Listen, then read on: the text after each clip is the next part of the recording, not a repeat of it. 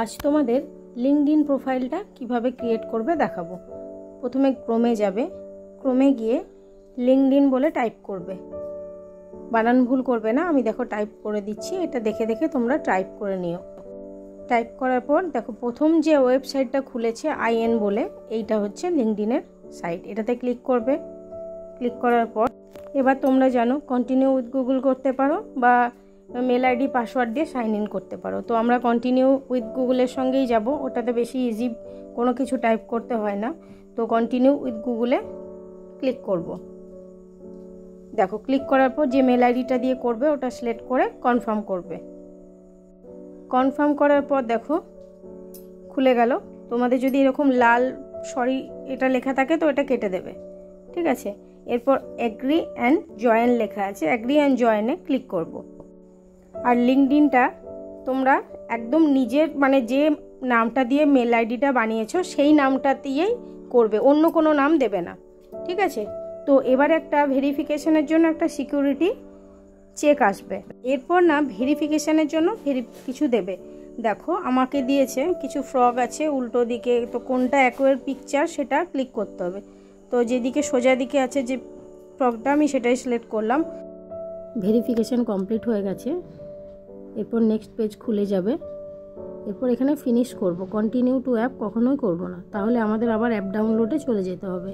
তো যেহেতু আমরা অ্যাপে কাজ করব না সেহেতু এখানে ফিনিশ করে দেবে। দেখো এরপর বাঁ দিকে উপরে প্রোফাইলে চলে যাব। প্রোফাইলে যাওয়ার পর আমরা আমাদের প্রোফাইলটা দেখতে পাবো। এরপর কন্টিনিউ উইথ মোবাইল ওয়েব করব, ঠিক আছে। এরপর আমরা বাকিগুলো যেভাবে করেছি প্রোফাইল পিকচারটা চেঞ্জ করব। যেভাবে প্রোফাইল পিকচার অন্যগুলো করেছি সে একই প্রোফাইল পিকচারটা চেঞ্জ করে নেবে।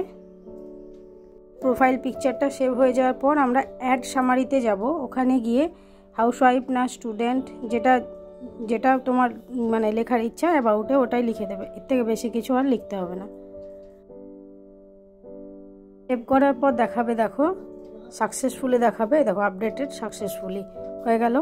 এরপর নিচে চলে যাবে। নিচে চলে গেলে দেখবে তোমার লিঙ্কডইন প্রোফাইলটা শো করবে। তুমি পারলে এখান থেকেও তোমার প্রোফাইলটা কপি করে রাখতে পারো। এটা হচ্ছে তোমার প্রোফাইল, কপি লিঙ্ক টেস্ট করবে। কপি লিঙ্ক টেস্ট করার পর এটা কোথাও সেভ করে নেবে। এভাবে তুমি তোমার প্রোফাইলের লিঙ্কটাও সেভ করে রাখতে পারো।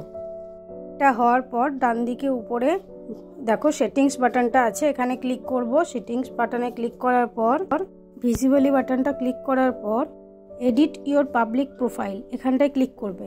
এখানে ক্লিক করার পর দেখো আমি যে সেটিংসগুলো অন করে রেখেছি সেই সেটিংসগুলো দেখে দেখে তোমরা অন করে নেবে, কারণ এগুলো আমাদের কাজের ক্ষেত্রে খুব দরকার।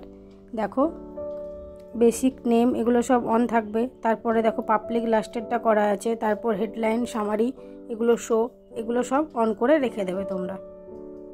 ব্যাস আমাদের প্রোফাইল রেডি হয়ে গেল, তোমরা করে নাও।